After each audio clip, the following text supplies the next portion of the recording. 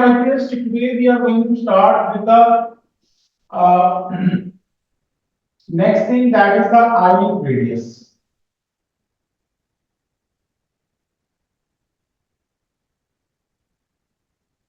अच्छा जी, last time हम लोगों ने एटॉमिक रेडियस जो है वो खत्म किया था। एटॉमिक रेडियस के बारे में हम लोग पूरी तफसील जो है वो कैसे अक्रॉस द पीरियड चेंज होता है नॉर्मल एलिमेंट में और ट्रांजिशन एलिमेंट में, उसको हमने डिस्कस किया था। अब हम शुरू करने जा रहे हैं आयनिक रेडियस। ठीक है, सबसे पहली चीज, आपके जो आयंस होते हैं my dear, they are of two kinds, दो तरह के होते हैं। एक को हम कहते हैं कैटाइन, कैटाइन कहते हैं पॉजिटिव आयन को, ठीक है जी। और दूसरा होता है जिसको हम कहते हैं एनायन। एनायन जो है ये नेगेटिव आयन को कहते हैं, ठीक है। तो ये आपके पास दो तरह के जो है वो आयन होते हैं, cation and the second one that is the anion. अब सबसे पहली चीज, कैटाइन और एनायन में क्या फर्क होता है, ठीक है। इसको समझाने के लिए कैटाइन को मैं आपको एक एग्जांपल दे रहा हूं। सपोज करें ये आपके पास एक सोडियम का एटम है और ये सोडियम का आयन है। सोडियम का प्रोटॉन नंबर 11 है, इसका भी 11 है। इसमें प्रोटॉन जो है वो कितने होंगे, 11 है, और इसके इलेक्ट्रॉन भी 11 है। जबकि इसके प्रोटॉन 11 है और इलेक्ट्रॉन पॉजिटिव चार्ज का मतलब एक इलेक्ट्रॉन कम हो गया है, तो इलेक्ट्रॉन इसके 10 होंगे। तो इसकी अगर हम लोग इलेक्ट्रॉनिक कॉन्फ़िगरेशन बनाते हैं तो वो क्या बनेगी, 1s2 2s2 2p6 and 3s1। अब ये देखिए, ये फर्स्ट शेल है, ये वाला इसका सेकंड शेल है और ये वाला इसका थर्ड शेल है। तो इसमें 3 शेल्स मौजूद हैं सोडियम में, यानी सोडियम के अंदर 1 2 और 3 शेल्स मौजूद हैं और थर्ड शेल के अंदर सिर्फ एक इलेक्ट्रॉन मौजूद है। जबकि सोडियम आयन जो है इसमें इलेक्ट्रॉन आपके 10 है, तो इसकी इलेक्ट्रॉनिक कॉन्फ़िगरेशन बनाए तो 1s2 2s2 और 2p6 2 4 और 6 10 हो गए, ठीक है जी। तो इसमें ये फर्स्ट शेल है and this is the second shell, तो इट गॉट ओनली 2 शेल्स, यानी इसके अंदर सिर्फ 2 शेल्स जो हैं वो मौजूद हैं। तो आप लोग खुद अंदाजा कर सकते हैं यार, इसमें 3 शेल्स हैं और इसमें 2 शेल हैं। तो बाकी बात है कि जो पॉजिटिव आयंस होते हैं वो अपने पेरेंट एटम से स्मॉलर होते हैं रेडियस में, उनका जो रेडियस है वो स्मॉलर होता है जी। तो हमेशा याद रखिए कि कैटायंस जो होते हैं, cations are smaller in radius than their parent atom, यानी जिस एटम से मिलके वो बने होते हैं। सोडियम आयन सोडियम एटम से मिलके बना हुआ है, तो सोडियम के ऊपर पॉजिटिव चार्ज है, तो जितने भी पॉजिटिव चार्जेस होते हैं they are always smaller in radius than their parent atom. अगर आप कैल्शियम को लें और कैल्शियम आयन को लें, कैल्शियम प्लस 2, तो भाई कैल्शियम प्लस 2 का जो साइज होगा, जो रेडियस होगा, वो स्मॉलर होगा कैल्शियम के एटम से, ठीक है जी। उसके बाद दूसरी चीज आपकी होती है एनायन। एनायन नेगेटिव आयन होते हैं, तो नेगेटिव आयन में इलेक्ट्रॉन बाहर से मेरे बच्चों गेन होते हैं, ठीक है जी। और जब गेन होंगे तो इलेक्ट्रॉन जो है ज्यादा हो जाएंगे वैलेंस शेल में। तो नॉर्मली जो एनायंस होते हैं, anions are larger in radius than their parent atom, ठीक है बच्चों। तो ये चीज तुम लोगों ने जो है वो ध्यान में रखनी है कि कैटायंस का साइज जो है वो स्मॉलर होता है देन देयर पेरेंट एटम, और एनायंस का जो साइज है वो लार्जर होता है देन देयर पेरेंट एटम, ठीक है जी। अब हम लोग करने जा रहे हैं ionic radius across the period कैसे चेंज करता है जी, और फिर ग्रुप में कैसे चेंज करता है। इन दो चीजों को हम लोग डिस्कस करने जा रहे हैं। तो सबसे पहले हम लोग शुरू करते हैं variation of ionic radius of ionic radius across period। ठीक है जी। तो पीरियड के अक्रॉस आपका आयनिक रेडियस कैसे चेंज करता है उसको हम लोग जो है वो डिस्कस करने जा रहे हैं। तो ये देखिए यहाँ पे मैं जो है उसका ग्राफ बना रहा हूं। ये आपका वाई एक्सिस है, तो इसके अलोंग आप लोग लिखें आयनिक रेडियस, और ये जो है इसके अलोंग आप लोग पीरियड 3 के एलिमेंट, हम लोग यहाँ पे एग्जांपल ले रहे हैं पीरियड 3 की। तो पीरियड 3 के एलिमेंट्स लिख देते हैं। पहला सोडियम है, दूसरा मैग्नीशियम है, तीसरा एल्युमिनियम है, फिर सिलिकॉन, फिर फास्फोरस, फिर सल्फर और फिर क्लोरीन। इसके ऊपर चार्ज +1 होता है, इस पे +2 होता है, इस पे +3 होता है, इस पे +4 होता है, इस पे -3, -2, -1। इसका प्रोटॉन नंबर 11 है, इसका 12, इसका 13, इसका 14, 15, 16, 17। इसमें जो इलेक्ट्रॉन है वो कितने होते हैं? 10। इसमें भी इलेक्ट्रॉन 10, इसमें भी इलेक्ट्रॉन 10, इसमें भी इलेक्ट्रॉन 10, इसमें इलेक्ट्रॉन 18, इसमें इलेक्ट्रॉन 18, इसमें इलेक्ट्रॉन 18 है। तो भाई ये पॉजिटिव आयन है। अगर इनकी इलेक्ट्रॉनिक कॉन्फ़िगरेशन बनाए तो वो क्या बनेगी? 2 8। और ये नेगेटिव आयंस हैं, इनकी बनाए तो क्या बनेगी? 2 8 8। ठीक है जी। तो अब यहां पे मेरा क्वेश्चन जरा ध्यान से सुनिएगा। हम लोग वही 4 पॉइंट्स जो है वो डिस्कस करेंगे जो हमने एटॉमिक रेडियस में किए थे। जी सर, बता। पहला पॉइंट, वैलेंस शेल इलेक्ट्रॉन दे, आखिरी शेल में इलेक्ट्रॉन इन सब के पॉजिटिव आयन के कितने हैं? सेम है, 8। तो वैलेंस जी shell sir, same one. Electron constant है। ठीक है सर बेटा? जी। जी सर। जी, ये पहली चीज आ गई। दूसरी चीज, न्यूक्लियर चार्ज इंक्रीज कर रहा है। प्रोटॉन नंबर जब बढ़ता है बेटा तो न्यूक्लियर चार्ज बढ़ता है। ठीक है। अब्दुल्ला, तू बता, शील्डिंग इफेक्ट क्या होगा? ये इनर शेल इलेक्ट्रॉन दो हैं सबके अंदर, इन पॉजिटिव आयन की बात कर रहा हूं। सबके अंदर दो इलेक्ट्रॉन है, इनर शेल इलेक्ट्रॉन, तो शील्डिंग इफेक्ट कांस्टेंट होगा।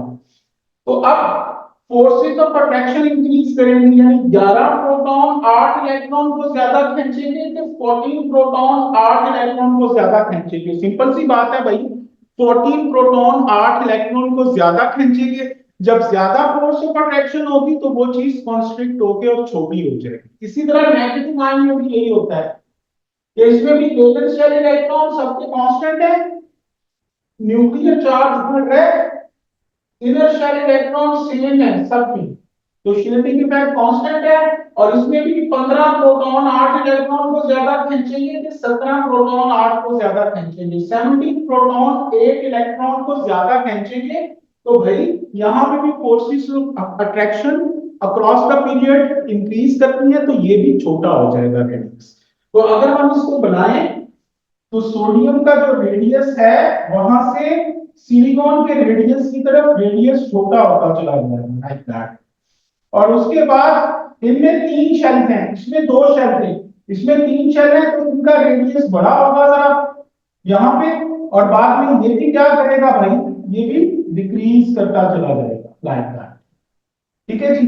तो आप लोगों का जो आयनिक रेडियस होता है माय डियर, वो अक्रॉस का पीरियड डिक्रीज करता है, पॉजिटिव आयन का भी और नेगेटिव आयन का भी। और उसकी रीजन वही 4 होती हैं जो मैंने आपको पहले बताई। ठीक है, तो यहां पे लिखने कि ionic radius decreases across the period due to following reasons। ठीक है जी। पहली रीजन क्या है? valence shell electrons remains same। ये पहला पॉइंट है। दूसरा पॉइंट क्या है? Nuclear charge increases. ठीक है जी। तीसरा पॉइंट क्या है? Shielding effect remains constant. ठीक है जी। और अगला पॉइंट क्या है? Forces of attractions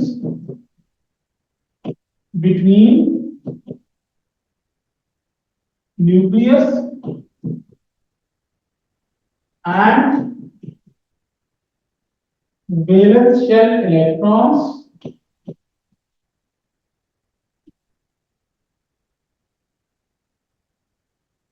increases, so ionic radius decreases across period। जी यहां तक क्लियर हो गया सबको बच्चों?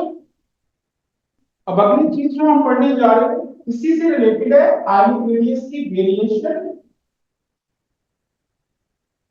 Of ionic radius down the group.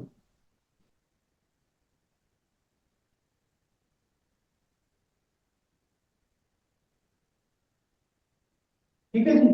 तो variation of ionic radius down the group. यहां पे मैं कोई भी एक ग्रुप ले रहा हूं, लेट्स सपोज मैं ले रहा हूं कि ग्रुप 7 ले लेते हैं। इसके एलिमेंट क्या होते हैं? फ्लोरीन, क्लोरीन, ब्रोमीन, आयोडीन और एस्टाटीन। ठीक है जी। तो सबसे पहली चीज, क्लोरीन में सिर्फ 2 शेल्स होते हैं, क्लोरीन में 3 शेल्स होते हैं, ब्रोमीन में 4 शेल्स होते हैं, इस तरह आयोडीन में 6 शेल्स होते हैं, सॉरी 5 शेल्स होते हैं। तो शेल्स बढ़ते जा रहे हैं। वैलेंस शेल इलेक्ट्रॉन जो है वो जब ये ग्रुप 7 है तो इसके आखिरी शेल में वैसे तो 7 इलेक्ट्रॉन थे, लेकिन हम लोग आयनिक रेडियस पढ़ रहे हैं, तो आयनिक रेडियस में इनके ऊपर चार्ज -1 होता है, -1। ठीक है जी। तो भाई इनमें 8 इलेक्ट्रॉन होंगे, वैलेंस शेल 8 8, क्योंकि ये एक इलेक्ट्रॉन गेन करते हैं। 7 इलेक्ट्रॉन इसके पास अपने थे, एक इलेक्ट्रॉन इन्होंने गेन किया क्योंकि नेगेटिव चार्ज आया है, तो 8 इलेक्ट्रॉन है। तो भाई पहली चीज, वैलेंस शेल इलेक्ट्रॉन कांस्टेंट है। ठीक है जी। तो वैलेंस शेल इलेक्ट्रॉन आपके कांस्टेंट है, सेम है। दूसरी चीज पे आते हैं। दूसरी चीज, न्यूक्लियर चार्ज इंक्रीज कर रहा है। इसका प्रोटॉन नंबर 9 है, इसका 17 है, इसका 35 है। तो भाई न्यूक्लियर चार्ज इंक्रीज कर रहा है। तीसरी चीज, इनर शेल इलेक्ट्रॉन बढ़ते जा रहे हैं। ठीक है, क्योंकि नीचे की तरफ जाएंगे तो नए शेल्स आ रहे हैं, तो नए शेल्स की वजह से शील्डिंग इफेक्ट इंक्रीज करेगा अक्रॉस, इंक्रीजेस अक्रॉस पीरियड। ठीक है जी, इंक्रीज कर जाएगा। ठीक है जी। अच्छा, उसके बाद क्या हो रहा है कि न्यूक्लियस और इन वैलेंस शेल इलेक्ट्रॉन के बीच में फोर्सेस ऑफ अट्रैक्शन कम होती जा रही है क्योंकि इनका डिस्टेंस बढ़ गया है। तो जब फोर्सेस ऑफ अट्रैक्शन कम हो जाएंगी तो भाई आपका जो आयनिक रेडियस होगा वो बड़ा होता चला जाएगा, लाइक दैट। सबके ऊपर चार्ज जो है वो -1 है, -1, लेकिन रेडियस बड़ा होता जा रहा है। तो forces of attraction between nucleus and valence shell electron आपकी जो है वो डिक्रीज करेगी, decreases, so ionic radius increases। ठीक है जी, अक्रॉस द पीरियड। ठीक है जी। तो आयनिक रेडियस यहाँ पे इंक्रीज करेगा। ये अक्रॉस द पीरियड नहीं है, सॉरी डाउन द ग्रुप है, गलती से मैं अक्रॉस द पीरियड यहाँ पे भी लिख दिया, ये लिखने डाउन द ग्रुप है, increases down the group due to following reasons. तो पहली reason valence shell electron same रहेंगे, न्यूक्लियर चार्ज इंक्रीज करेगा, शील्डिंग इफेक्ट इंक्रीज करेगा, फोर्सेस ऑफ अट्रैक्शन न्यूक्लियस और वैलेंस शेल इलेक्ट्रॉन की डिक्रीज करेगी। क्यों? क्योंकि डिस्टेंस बढ़ता जा रहा है। न्यूक्लियस का और वैलेंस शेल इलेक्ट्रॉन का जब डिस्टेंस बढ़ता जाएगा तो फोर्सेस ऑफ अट्रैक्शन कम होती जाएंगी और ऑटोमेटिकली आपका जो आयनिक रेडियस है वो इंक्रीज करता चला जाएगा। You got it guys? Okay, my dear students, now we are going to start with the last part of this chapter. कल तक इंशाल्लाह आपका ये चैप्टर जो है वो खत्म हो जाएगा और हम लोग अपना अगला चैप्टर स्टार्ट कर देंगे और इसके पास जो करके क्वेश्चन की बल्कि कल करेंगे सारा। ठीक है? और आप लोगों को मैं वर्कशीट भेज दूंगा ग्रुप के ऊपर, आप लोगों ने वो वर्कशीट पूरी की पूरी सॉल्व करनी होगी। ठीक है जी? चलिए जी स्टार्ट करते हैं। Ionization energy.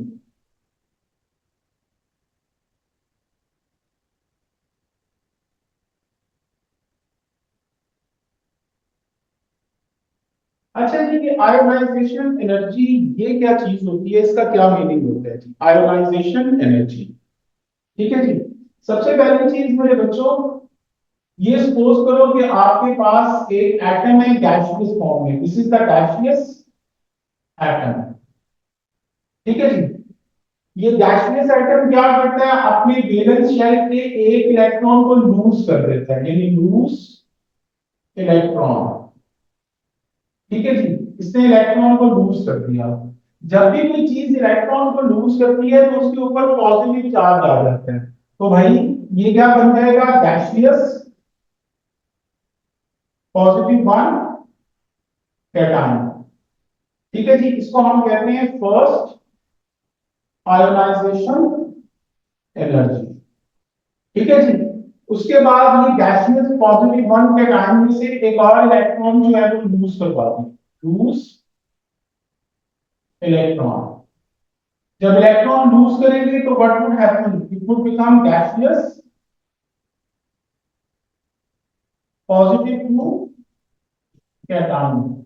So this is called as the second ionization energy. अगर इसमें से एक और इलेक्ट्रॉन निकाल देंगे, यानी एक और निकाल देते हैं उसमें लूज इलेक्ट्रॉन, तो भाई ये क्या बन जाएगा, गैसियस पॉजिटिव थ्री कैटायन बन जाएगा। ठीक है? तो इसको हम कहते हैं थर्ड आयोनाइजेशन एनर्जी। तो भाई वैलेंस शेल में से एक एक करके इलेक्ट्रॉन निकालते जाएंगे तो भाई वो आयोनाइजेशन एनर्जी वो वाली बनती जाएगी। अगर न्यूट्रल चीज में से एक इलेक्ट्रॉन निकलेगा तो फर्स्ट है, अगर पॉजिटिव वन से पॉजिटिव टू बनता है तो वो इलेक्ट्रॉन जो निकलता है वो सेकंड है, दूसरा इलेक्ट्रॉन निकल रहा है। और अगर सेकंड से थर्ड की तरफ जाता है तो this is the third ionization. तो इस तरीके से आयोनाइजेशन एनर्जी जो है वो आपकी निकलती जाती है जी, फर्स्ट सेकंड थर्ड इसी तरह फोर्थ।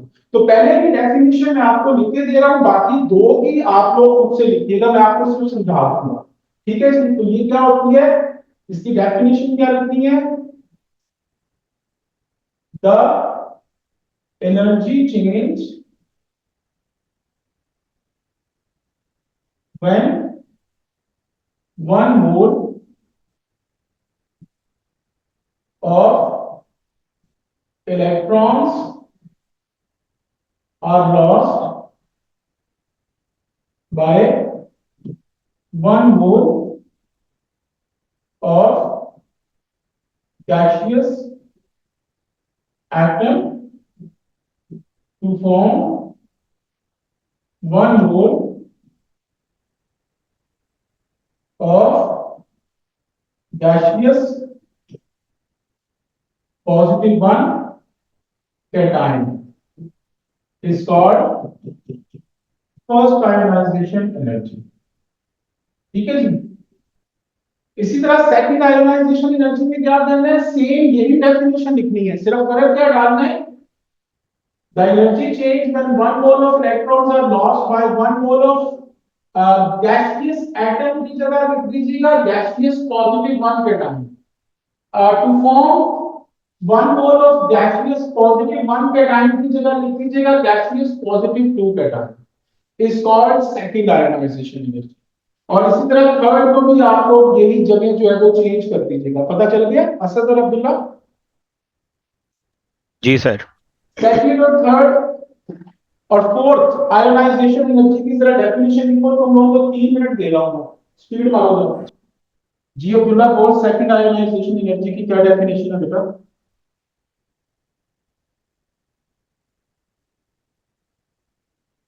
अब्दुल्ला बोल यार। The energy change when 2 mole of electrons are lost by अरे ये 2 मोल नहीं कहना, हमेशा 1 मोल ही कहना है यार। ये देख, इधर से इधर ये एक ही इलेक्ट्रॉन लूज होता है, 1 मोल। वही हम न्यूट्रल से ही शुरू कर रहे हैं। न्यूट्रल से इनकी तरफ आओगे तो वो सम ऑफ फर्स्ट और सेकंड आयोनाइजेशन एनर्जी बनते हैं।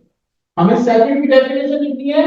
तो 1 mole of electron is lost by 1 mole of gaseous positive 1 cation to form 1 mole of gaseous positive 2 cation. पता चला है पूरा? जी सर। चलो अगला third.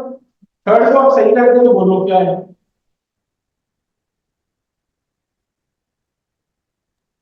The energy change when 1 mole of electrons are lost by 1 mole of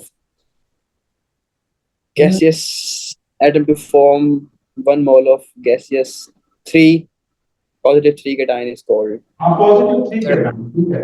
यानी 1 mole of electron is lost from 1 mole of gaseous positive 2 cation to form 1 mole of gaseous positive 3 cation, that is called as the third ionization energy। अच्छा तुम बोल fourth की क्या definition होगी? Sir fourth की, हाँ fourth की।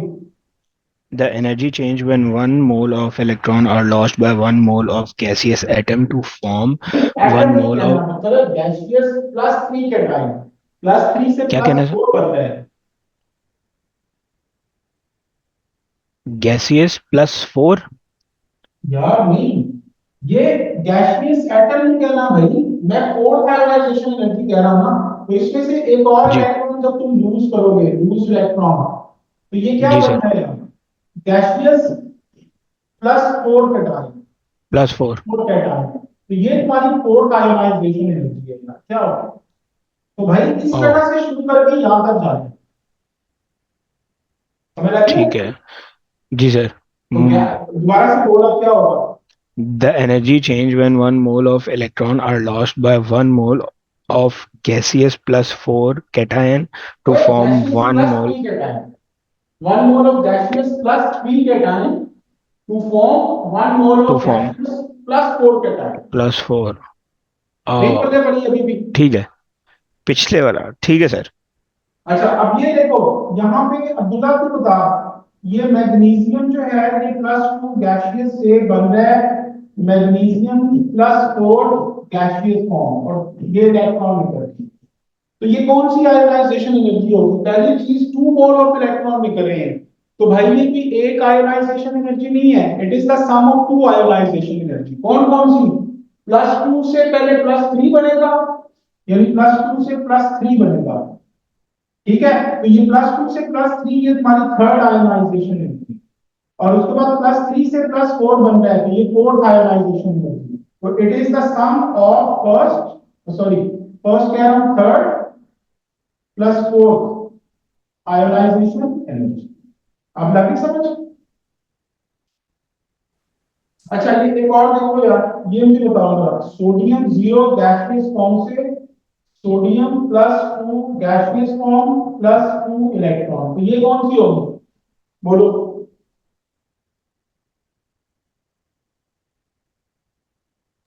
The sum of hmm, first or second ionization energy. First क्योंकि न्यूट्रल है ना, तो एटम एटम न्यूट्रल होता है, तो ये फर्स्ट आ गई। और उसके बाद यानी सोडियम 0 से पहले सोडियम +1 बनेगा, तो ये फर्स्ट आ गई। और +1 से +2 बनेगा, तो ये सेकंड आ गई। तो it is the sum of first and second ionisation energy. तो it is the sum of first plus second ionisation energy. यहां तक समझ लगी है बच्चों? Yes sir. जी सर।